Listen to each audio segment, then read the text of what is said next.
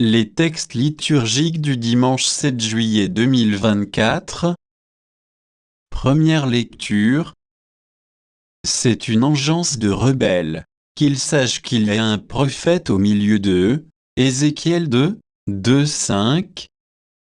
Lecture du livre du prophète Ézéchiel.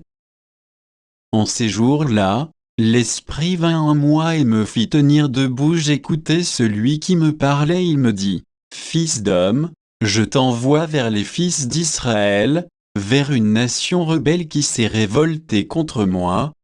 Jusqu'à ce jour, eux et leurs pères se sont soulevés contre moi. Les fils ont le visage dur, et le cœur obstiné. C'est à eux que je t'envoie.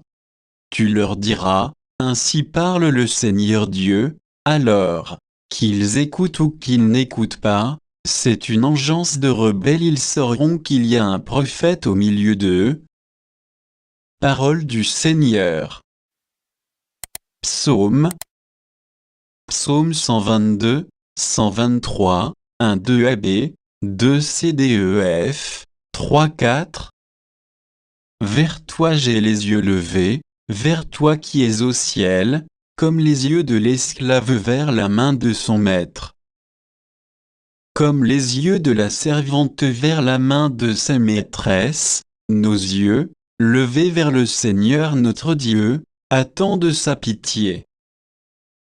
Pitié pour nous, Seigneur, pitié pour nous, notre âme est rassasiée de mépris, c'en est trop, nous sommes rassasiés du rire des satisfaits, du mépris des orgueilleux. Deuxième lecture. Je mettrai ma fierté dans mes faiblesses, afin que la puissance du Christ fasse en moi sa demeure. 2 Corinthiens 12, c'est 10. Lecture de la deuxième lettre de saint Paul apôtre aux Corinthiens. Frères, les révélations que j'ai reçues sont tellement extraordinaires que, pour m'empêcher de me surestimer, j'ai reçu dans ma chair une écharde, un envoyé de Satan qui est là pour me gifler, pour empêcher que je me surestime. Par 3 fois, j'ai prié le Seigneur de l'écarter de moi, mais il m'a déclaré: ma grâce te suffit, car ma puissance donne toute sa mesure dans la faiblesse. C'est donc très volontiers que je mettrai plutôt ma fierté dans mes faiblesses, afin que la puissance du Christ fasse en moi sa demeure. C'est pourquoi j'accepte de grand cœur pour le Christ les faiblesses, les insultes, les contraintes, les persécutions et les situations angoissantes, car, lorsque je suis faible, c'est alors que je suis fort. Parole du Seigneur. Évangile. Un prophète n'est méprisé que dans son pays. Marc 6, 1-6. Évangile de Jésus-Christ selon saint Marc.